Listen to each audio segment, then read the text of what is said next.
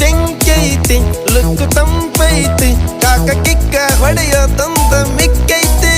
ಊರಿ ನೋಡಾಕ ಬಾಳ ಬಿಗುವೈತಿ ಬೇರಿ ಹೋಗಾಕ ಹೊರಿಕಾದೈತಿ ನಾಗರ ಹಾವಿನಂಗ ಜಡಿ ಬಾಳ ಉದ್ದ